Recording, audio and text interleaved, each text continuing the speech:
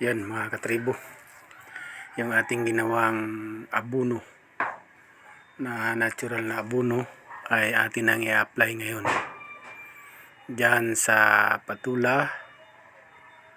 Yan, yung 4 na puno ng patula na yan, applyan na natin siya ng abono kahit siya mataba.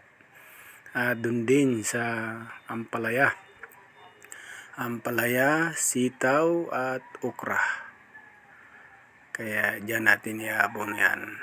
Yan, simulan na natin. Gulping baho mga katribo. Mabaho pa sa tae. Yan, tiis-tiis lang at para ang abono natin ay natural. Hindi tayo gagamit ng chemical. Yan, binuhos ko na konti-unti lang. Baka naman masubrahan at masunog. Baka matapang.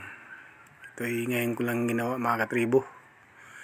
Tinistingan ko lang yung ganyang pamaraan. Kapag yan ay epektibo, ay lagi ko nang gagawin yan. Pero pag yan ay lipas ng 1 linggo at nangamatay, ay hindi ko na gagawin yan mga tribo. Pag mangyaring ganun.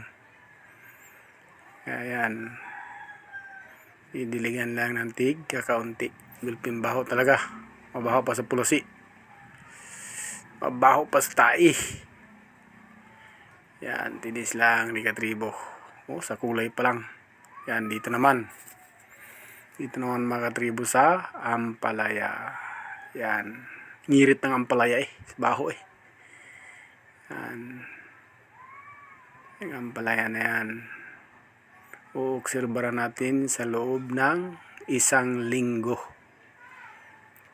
kung gaganda ang kanyang dahon.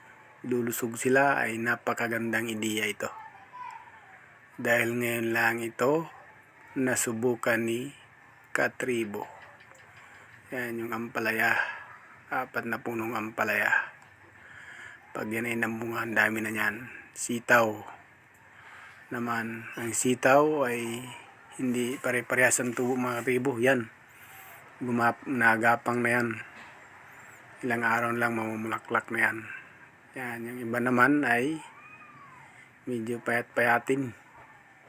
Kaya dapat nating abunuhan ng natural.